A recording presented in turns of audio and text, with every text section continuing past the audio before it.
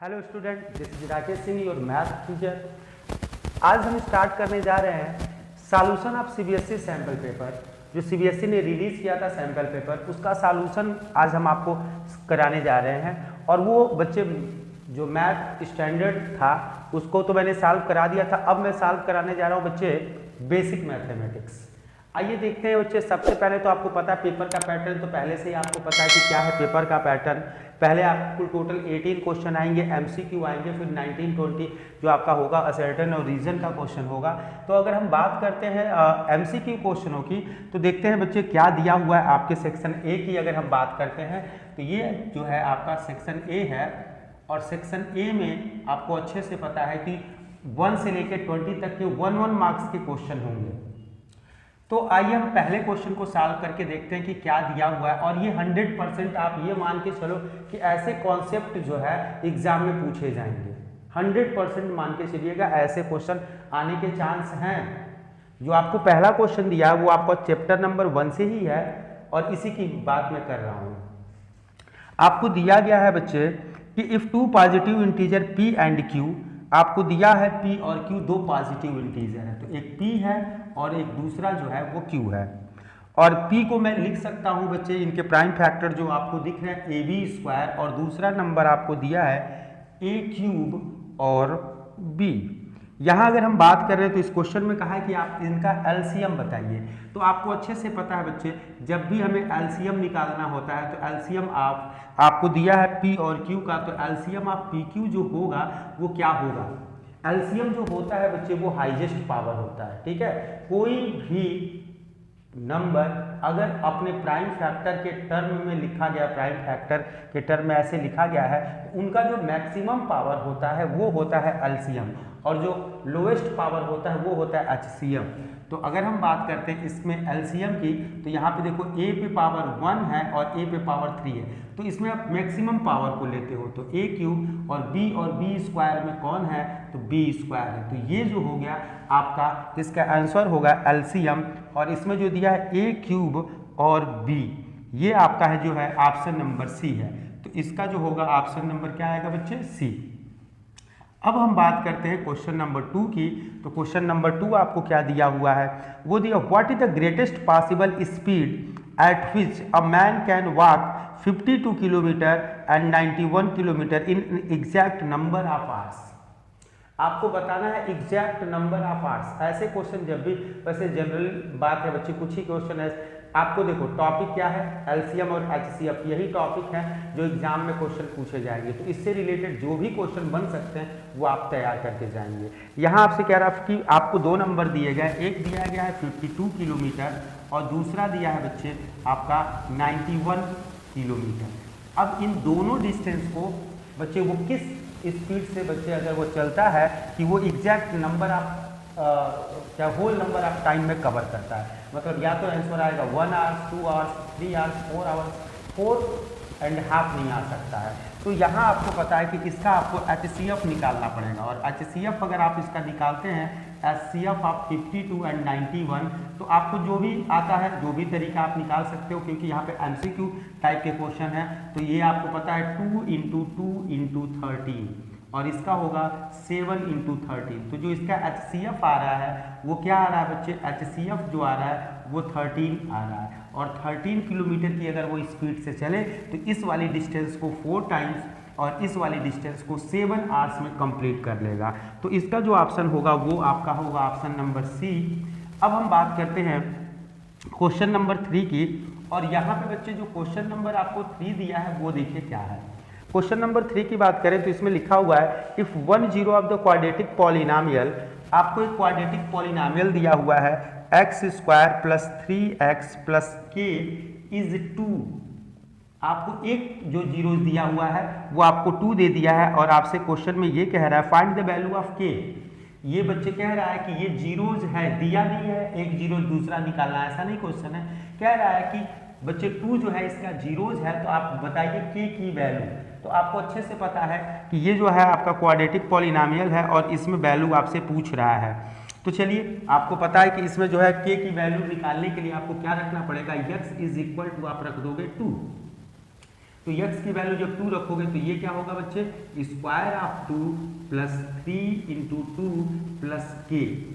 और यहाँ से बच्चे आपको जीरोस दिया है तो यहाँ हो जाएगा 4 प्लस 3 2 या 6 प्लस के, और यहाँ हो जाएगा 10 प्लस के। तो के की किस वैल्यू के लिए ये जीरोस होगा, तो ये बच्चे आपको कंपेयर करना होगा जीरो से, और के की वैल्यू आ जाएगी -10। तो ये आपका जो है तीसरे का जो है बी आंसर है, और के की वैल्यू जो होगी वो आपके पास क्या आएगी, -10। अब हम डिस्कस करेंगे क्वेश्चन नंबर 4 को, और क्वेश्चन नंबर 4 क्या है इसको डिस्कस करके देख लें। इसमें दिया हुआ है कि graphically the pair of equation given by, आपको दिया हुआ है 6x - 3y + 10 = 0, और दूसरा आपको दिया हुआ है 2x - y + 9 = 0। और आपको बताना है बच्चे लाइन का नेचर बताना है कि ये लाइन कैसे, ये जो इक्वेशन है इन दोनों इक्वेशन के जो कंपेयर करने के बाद अगर लाइन की इक्वेशन आपको बताना है कि ये लाइन कैसी होंगी, इंटरसेक्ट होंगी या पैरेलल होंगी या कोइंसिडेंट, ये तीन चीजें तो आप जानते हैं कि कंडीशन में होती है। और अगर हम बात करते हैं तो देखिए चौथा ऑप्शन दिया इंटरसेक्टिंग एट एग्जैक्टली 2 पॉइंट, तो ये आपको ऑप्शन एक अलग दिया होना है तो ए बी सी में ही होगा। और वो क्या होगा तो आप यहाँ से देख सकते हैं, देखिए a1/a2 को अगर हम निकालते हैं तो ये आपके पास हो जाएगा 6/2, या बात कर लीजिए 3/1। अगर हम बात करें b1/b2 की तो यहाँ आ जाएगा बच्चे -3/-1, जिसको आप लिख सकते हो 3/1। और अगली जो चीज आपको दिख रही है c1/c2, इसको भी अगर हम कंपेयर करते हैं c1/c2 तो ये 10/9 आएगा। तो इस आपको क्या पता चल रहा है बच्चे, अगर हम बात करें a1/a2 is equal to b1/b2 is not equal to c1/c2। ये कंडीशन क्या देता है बच्चे, पैरेलल का देता है। क्या देता है, पैरेलल का। तो ये जो ऑप्शन है आपका इसमें बी ऑप्शन है। तो क्वेश्चन नंबर 4 का जो ऑप्शन होगा वो बी होगा। रीजन क्या है बच्चे, देखिए जितने भी एमसीक्यू आपको दिए गए उनके जो टाइप आपको दिए जा रहे हैं, इस टाइप के क्वेश्चन के चांस होंगे। मतलब ये भी एक टाइप है जिनके आने के चांस हैं, और ऐसा नहीं है कि आप इसको इग्नोर कर सकते हो। ये मॉडल पेपर जो भी आपको सीबीएसई रिलीज करती है, आप खुद भी बताओ बच्चे, इससे जो है एक क्वेश्चन आएगा, और वो क्वेश्चन क्या आ सकता है, यहाँ आप लाइन के बारे में बता सकते हैं, उनके सॉल्यूशन के बारे में बता सकते हैं, इनफाइनाइट मेनी सॉल्यूशन होगा या नो सॉल्यूशन होगा, या क्या कहते हैं कि एग्जैक्टली वन सॉल्यूशन हो। सॉल्यूशन से मैं पूछ सकता हूँ, लाइन के नेचर से पूछ सकता हूँ। तो ये सभी जो भी क्वेश्चन आपको दिए जा रहे हैं, आप ध्यान दीजिएगा, इनसे बच्चे बेस्ड जरूर क्वेश्चन आएंगे। अब ये तो आप कह नहीं सकते हो कि एग्जैक्टली यही आएंगे, बिल्कुल नहीं आएंगे, आपको भी पता है, और लेकिन ये मान के चले कि हाँ इनके जैसे क्वेश्चन आने के चांसेस हैं। अब अगर हम बात करते हैं तो क्वेश्चन नंबर हमने 4 तक तो कंप्लीट कर लिया है। अब हम बात करेंगे क्वेश्चन नंबर 5। क्या है क्वेश्चन नंबर 5? तो 5 में आपको दिया हुआ है बच्चे, if the quadratic equation has real and equal. बच्चे मैंने आपको बार-बार ये चीजें कह रहा हूं कि ये मान के चलिए किसके जैसे, ये जो अगला क्वेश्चन है ये भी बच्चे मोस्ट इंपॉर्टेंट टॉपिक है, ये ध्यान देंगे। जो टॉपिक आप डिस्कस हम करने जा रहे हैं इससे भी क्वेश्चन पूछने के चांसेस मैक्सिमम हैं। परसेंटेज में कहा जाए तो 100% चांस हैं जो बच्चे पूछे जाएंगे। अब आइए देखते हैं क्वेश्चन नंबर 5 के बारे में। तो क्वेश्चन नंबर 5 आपको दिया है, if the quadratic equation x² plus 4x plus k is equal to 0 has real and equal root। आपको दिया है बच्चे क्वेश्चन में रियल एंड इक्वल रूट, तो आपको इसको अच्छे से पता है बच्चे। रियल एंड इक्वल रूट का मतलब ये हो गया कि इनके जो रूट्स होंगे वो क्या होंगे बच्चे, रियल और इक्वल। तो आप कंडीशन जानते हो, क्या कंडीशन अप्लाई करते हो, b² - 4ac is equal to 0। ये जो होता है रियल और इक्वल के लिए होता है। सिर्फ रियल होता तो ग्रेटर देन भी आ जाता। अब आपको पता है इसके कोफिशिएंट को आप a कहते हो, इसके कोफिशिएंट को b कहते हो और इसको आप c कहते हो। तो b की वैल्यू दी है स्क्वायर ऑफ 4 हो जाएगा -4। a की जगह पे आप क्या अप्लाई करने वाले हो 1, और c की जगह पे अप्लाई करने वाले हो k। तो ये आपके पास हो जाएगा 16 minus 4k is equal to 0। तो यहां बच्चे देखो -4k इज इक्वल टू -16, तो k इज इक्वल टू क्या आ जाएगा 4। तो k की जो वैल्यू है अगर मैं 4 प्रेस कर दूं तो ये हो जाएगा आपके पास, तो k इज इक्वल टू 4 जो है वो आपका जो है ऑप्शन नंबर जो है वो सी है। तो ये इस टाइप के क्वेश्चन जो है इसके भी आने के चांसेस है। और आपको पता है कि बच्चे ये जो है इस एक्सरसाइज से रिलेटेड है, एक्सरसाइज 4.4 से रिलेटेड है, जिसमें आपका क्वेश्चन जो है के की वैल्यू को फाइंड आउट करना है। तो ये आप मान के चलिए कि इससे भी क्वेश्चन आएंगे। तो हम बच्चे 1 बाय 1 करके आपके सभी क्वेश्चनों को अच्छी तरीके से डिटेल में बता देंगे। ये आपको मैंने बताया ना, अब इस टाइप से जो भी क्वेश्चन आपको मिलते हैं उनको सॉल्व कर लीजिए। अगर इसकी प्रैक्टिस आपकी अच्छे से हो गई तो ये एमसीक्यू क्वेश्चन गलत आपको नहीं होंगे, ठीक है। तो अब ऐसे बच्चे मैं अगले जो क्वेश्चन है उन क्वेश्चनों को बच्चे आपको मैं नेक्स्ट वीडियो में शेयर करूंगा। Thank you. और ये जो है आपका सेक्शन ए है। सेक्शन ए के क्वेश्चन 1 to 5 हमने डिस्कस कर लिया था। आइए 6 to 10 देख लेते हैं। आपको लिखा हुआ है बच्चे क्वेश्चन नंबर 6 में the parameter of triangle with vertex आपको दिया हुआ है 0 4 0 0 और 3 0। अब बच्चे अगर हम डिस्कस करते हैं इस, तो ये आपको पता है ये जो है वो है आपका चैप्टर नंबर 7 से क्वेश्चन। और 7 में आपको पता है कि आपको सिर्फ और सिर्फ दो ही कॉन्सेप्ट आपको पढ़ने हैं। वो कॉन्सेप्ट क्या है, डिस्टेंस, और दूसरा है बच्चे सेक्शन फार्मूला। लेकिन यहाँ पे जरूरी नहीं है बच्चे एमसीक्यू क्वेश्चनों को हम उसी तरीके से लगाएं। हमें पता है इसमें 3 कोऑर्डिनेट आपको दिए गए हैं और उस ट्रायंगल के पैरामीटर की बात करता है। आपको दिया 0 4। तो पहले एक बार इसको रफ डायग्राम में देख लेते हैं। आपको पता है 0 0 ओरिजिन होता है। अगला पॉइंट जो है वो 0 और 4, तो 0 और 4 यहाँ होगा, 0 और 4 y की वैल्यू 4 है। और अगला नंबर है 3 और 0, तो 3 और 0 ये नंबर हो सकता है। अब आपको क्या है इसकी पैरामीटर बताइए। तो पैरामीटर की अगर हम बात कर लें तो यहां से लेके यहां तक की जो डिस्टेंस दी है वो 3 यूनिट है, ये जो डिस्टेंस दी है वो 4 यूनिट है। और जब ये आप लाइन ज्वाइन कर देंगे तो ये जो होगा आपका वो बनेगा एक हाइपोटेनस, क्योंकि यहाँ पे आपको पता है ये सभी राइट एंगल होंगे। तो यहाँ से अगर हम बात करें तो ये 3 है, ये 4 है। तो आप बच्चे जानते हैं कि 3 4 जो होते हैं ये सब पाइथागोरस ट्रिपलेट की अगर हम बात करें तो ये वैल्यू आएगी 5। अब इसमें आपको मैंने बताया ये 3 कोऑर्डिनेट हमको दिए गए थे, इसकी वैल्यू 0 और ये 0 0 है और ये 3 है। तो ये x एक्सिस की जो डिस्टेंस है वो 3 है और y एक्सिस की जो डिस्टेंस है 4 है। तो ये जो लाइन जो स्लाइड लाइन आपको दिख रही है इसकी वैल्यू अगर आप निकालेंगे तो इसमें आपको निकालने की जरूरत नहीं है बच्चे, आप इसे ओरली निकाल सकते हैं, आपको पता है। अब इसके बाद अगर इसके हम पैरामीटर की बात कर लें तो आपको अच्छे से पता है पैरामीटर क्या होता है। तो पैरामीटर जो होता है वो आपको पता है कि 3 होगा, फिर +4 होगा, +5 होगा।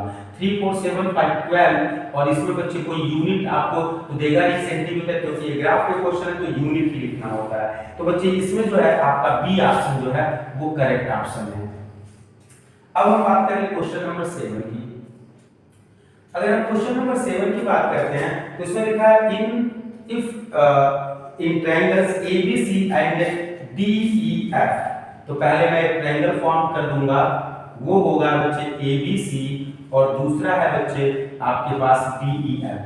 जैसे ही आप बनाएंगे DEF, यहां पर हम बात करते हैं तो उसने लिखा है AB by DE। AB का रिलेशन है DE से, तो ये साइड का मिल गया रिलेशन है, इक्वल नहीं है बल्कि ये रेशियो इसके इक्वल है। किसके, तो BC बाई और वो क्या है आपके पास FD। तो आपको दिया है BC बाई FD। तो यहां ध्यान दीजिएगा, अगर हम बात करेंगे FD तो इस D को हमें यहां लिखना पड़ेगा और ये हो जाएगा DEF। तो यहां देखते हैं बच्चे, आपको पहले जो रिलेशन दिया है तो ये है AB बाई D, AB है और DE है, हो गया। दूसरा है BC बाई और वो है FD के या DFD, हो गया।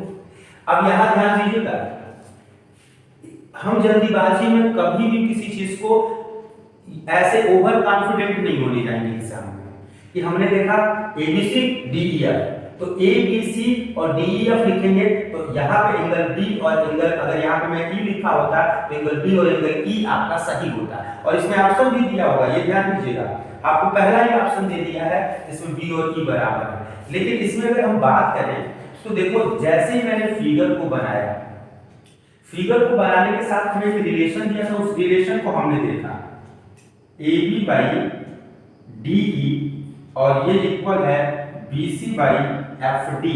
हम इस रिलेशन को देखेंगे, ए बी और डी ई का रिलेशन, तो ए बी और डी ई का रिलेशन ओके है, नाम इधर उधर हो सकते हैं।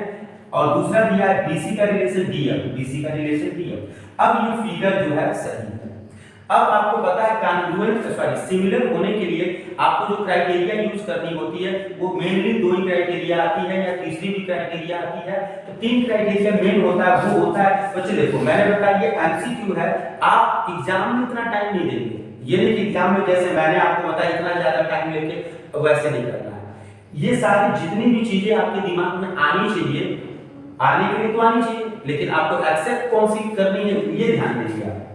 ए बी इसके है, ये इसके है, और हमें ऑप्शन क्या होते हैं, दो एंगल होते हैं सिमिलर के लिए, साइड एंगल साइड होता है और अगला जो होता है एस एस एस होता है। अब इनके अलावा कोई ऑप्शन आपके पास नहीं है, नहीं तो आप कभी सोचेंगे ए और ई भी बराबर हो जाएंगे, हम लिख सकते हैं, लेकिन यहाँ कोई क्राइटेरिया सेटिस्फाई कर रहा है, ए एंगल साइड साइड होता ही नहीं है, मतलब दो एंगल वाले ऑप्शन है ही नहीं, तीन साइड के ऑप्शन है नहीं। आपको सोचना है किसके बारे में, साइड एंगल साइड के बारे में।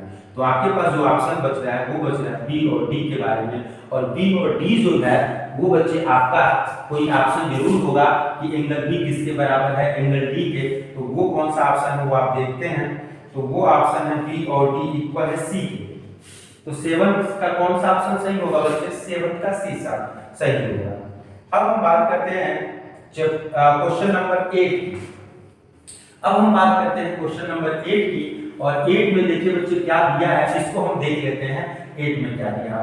बच्चे आप बता सकते हैं कि ये क्वेश्चन नंबर 8 जो है चैप्टर नंबर 7 से रिलेटेड है। किससे रिलेटेड है बच्चे, 7 से रिलेटेड है। और 7 में तो आपको पता है कि कौन से टाइप आते हैं, तो 7 में आपको आते हैं सेक्शन और डिस्टेंस।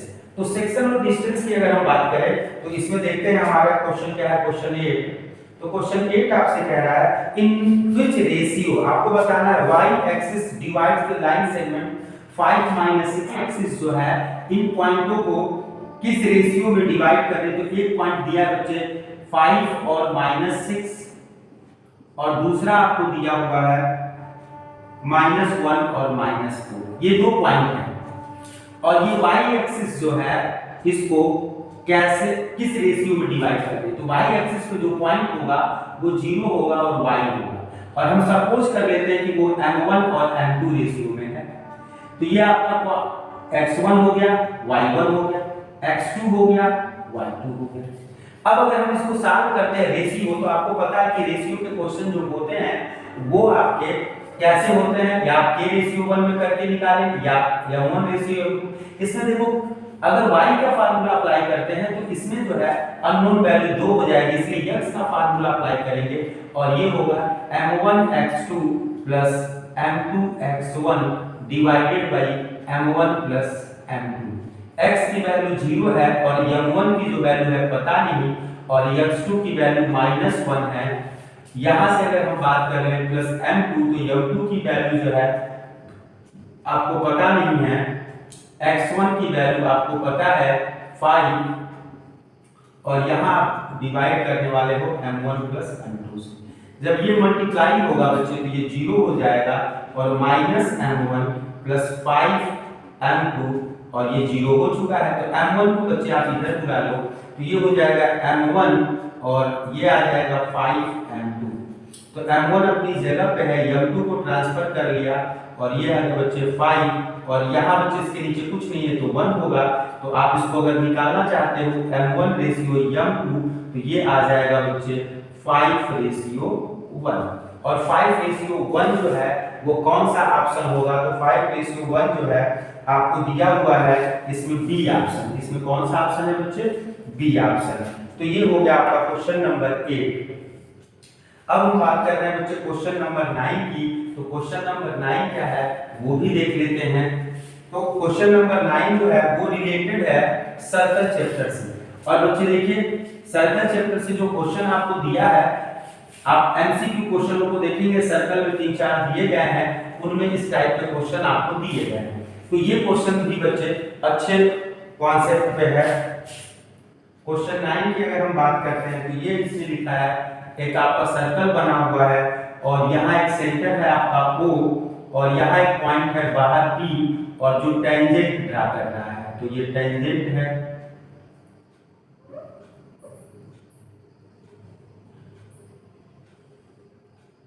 और यहाँ अगर हम बात करते हैं तो ये टेंजेंट जो है इसको जोड़ दिया गया है और ये पॉइंट है। यहाँ आपको दिया है 50 डिग्री, तो ऑब्वियसली अगर ये 50 है बच्चे, तो अगर इसकी हम बात कर लें AOB की, तो आपको पता है ये दोनों सप्लीमेंट्री होते हैं। तो एंगल AOB की जो वैल्यू होगी वो 180 माइनस 50 डिग्री होगी और इसकी वैल्यू आ जाएगी 130। अब आप जानते हो कि ये दोनों रेडियस है, आपको अच्छे से पता है ये दोनों वैल्यू अगर इक्वल हो तो एंगल भी दोनों क्या होते हैं, इक्वल होते हैं। तो अगर हम बात कर लेते हैं इन ट्रायंगल AOB, तो ये हो जाएगा आपके पास, ये दोनों एंगल इक्वल होंगे, तो ये हो जाएगा x प्लस 130 इक्वल टू 180 और 2x is equal to 50 degree, तो x की वैल्यू आ जाएगी 25 डिग्री। और यही जो x आप मेंशन किए हैं और वही आपका एंगल जो है OAB है, तो एंगल OAB की जो वैल्यू आएगी वो 25 डिग्री आएगी। तो ये आपका ऑप्शन नंबर कौन सा है इसका, तो ये ऑप्शन नंबर ए है। अब हम बात कर रहे हैं क्वेश्चन नंबर 10 की। तो बच्चे देखो क्वेश्चन नंबर 10 में क्या है क्वेश्चन, तो क्वेश्चन नंबर 10 जो है वो आप कई तरीके से कर सकते हैं। आपको लिखा है sin a की वैल्यू है 1/2, लेकिन देखो कुछ क्वेश्चन ऐसे होते हैं जिनमें आपको पता है कि ये एमसीक्यू क्वेश्चन है और हमें लगाने की जरूरत जो है वो नहीं है, हमें सिर्फ बच्चे इनके ऑप्शन को बताने की कौन से ऑप्शन इनके सही हैं बस ये बताना है। तो यहाँ अगर हम बात करते हैं तो आपको दिया हुआ है कि क्वेश्चन नंबर 10 में, तो इसमें ऑप्शन कैसे ढूंढेंगे, तो यहाँ लिखा है sin a is equal to 1/2 और आपको बताना है sec a की वैल्यू। तो आपको बताया गया होगा कॉन्सेप्ट कि क्या होता है, इसमें दिया है sin a, तो पहले आप फिगर बना के निकालते हो, परपेंडिकुलर और हाइपोटेनस दिया हुआ है, फिर आप बेस निकालोगे, बेस निकालने के बाद ये निकाल सकते हो। तो ये दो तरीके हैं, आप किसी भी तरीके से निकाल लें। आपको पता है कि ये sin a की बात कर रहा है तो ये a एंगल हो जाएगा, इसके ठीक सामने परपेंडिकुलर और हाइपोटेनस, परपेंडिकुलर और हाइपोटेनस की बात हो रही है, तो ये परपेंडिकुलर हो गया, ये हाइपोटेनस हो गया। तो आपको पता है ये परपेंडिकुलर है, ये हाइपोटेनस है, बेस निकालना है, तो बेस इक्वल टू हो जाएगा स्क्वायर ऑफ 2 - 1 का स्क्वायर और ये हो जाएगा 4 - 1 इज इक्वल टू 3 और ये रूट में होगा और ये वैल्यू आ गई। अब आपको क्या है sec a, तो sec a is equal to होता है cos का फार्मूला होता है बेस बाय हाइपोटेनस, तो इसका होगा हाइपोटेनस बाय बेस, यही होगा। और यहाँ पे हो जाएगा हाइपोटेनस है 2 और बेस है √3, तो ये आ गया बच्चे sec a का फार्मूला। दूसरा भी तरीका होता है जब आपको निकालना है ऐसे, तो आप इसे निकाल सकते हो कि sin a की जो वैल्यू है वो है 1/2 और ये sin में किसकी होती है वैल्यू, sin में 30 होती है। तो यहाँ से बच्चे sin a की वैल्यू कितनी आ गई 30 डिग्री, a की वैल्यू अगर आपके पास आ गई बच्चे 30 डिग्री, तो यहाँ से बच्चे हो गया sec a की वैल्यू मतलब sec 30 की वैल्यू, और sec 30 की वैल्यू जो होती है वो 2/√3 होती है अगर आपको वैल्यू याद है तो ये जो है आप इस तरीके से भी निकाल सकते हैं और इस तरीके से भी निकाल सकते हैं। और ये ऑप्शन जो होगा वो ऑप्शन नंबर क्या होगा बच्चे, ए होगा। तो आपने क्वेश्चन कर लिया क्वेश्चन नंबर 5 से लेके क्वेश्चन नंबर 10। अब जो है आपको मैं नेक्स्ट वीडियो में शेयर करता हूँ क्वेश्चन नंबर 11 से लेके क्वेश्चन नंबर 16 तक। Thank you.